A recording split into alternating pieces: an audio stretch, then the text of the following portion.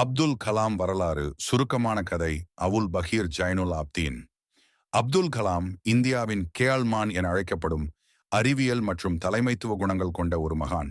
குடும்பம் மற்றும் பள்ளிப்படிப்பு. அப்துல் கலாம் அக்டோபர் 15, 1931 அன்று தமிழ்நாட்டின் ராமேஸ்வரத்தில் பிறந்தார். அவரின் குடும்பம் மிகவும் எளியது. அவரது தந்தை பாய்மர கப்பலுக்கு உரிமையாளர், தாய் வீட்டு வேலைகளில் இருந்தவர். பள்ளிப்படிப்புக்கு பிறகு திருச்சிராப்பள்ளி சென்ட் ஜோசப் கல்லூரியில் பியூசிக்ஸ் படித்தார். அதன் பின்னர் சென்னை மாட்ராஸ் இன்ஸ்டிடியூட் ஆஃப் டெக்னாலஜியில் ஏரோஸ்பேஸ் இன்ஜினியரிங் படித்தார். அறிவியல் வாழ்க்கை 1.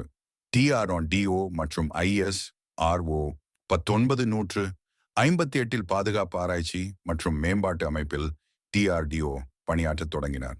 பின்னர் இந்திய விண்வெளி ஆராய்ச்சி அமைப்பில் ISRO சென்று 1980 SLV மூலம் இந்தியாவின் முதல் செயற்கைக்கோள் ரோகிணியை விண்வெளிக்கு அனுப்பினார்.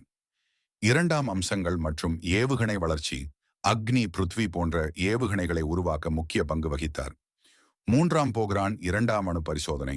1998 இந்திய அணு ஆயுதத்திற்கான பொறுப்பில் முக்கிய அறிவியல் ஆலோசகராக இருந்தார். இந்தியாவின் ஜனாதிபதி 2002 முதல் 2007 வரையில் இந்தியாவின் 11வது ஜனாதிபதியாக பதவி வகித்தார். அவர் மக்களின் ஜனாதிபதி என்ற பெயரை பெற்றார். அறிவியல் மற்றும் புத்தகங்கள். ஜனாதிபதியாக உள்ளபோது மற்றும் பின்னர் பல புத்தகங்களை எழுதியார்.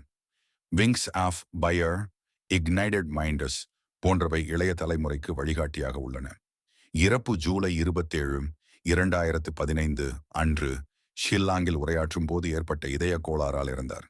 மறைக்க முடியாத மரபு. அவரின் எளிமையும் பணிவும் இந்திய மக்களுக்கு என்றுமே அடையாளமாக இருக்கும். அறிவியல் மற்றும் கல்வியில் இந்தியா வளர அவருடைய கனவுகள் இன்றும் இளைய தலைமுறையை தூண்டுகிறது. அப்துல்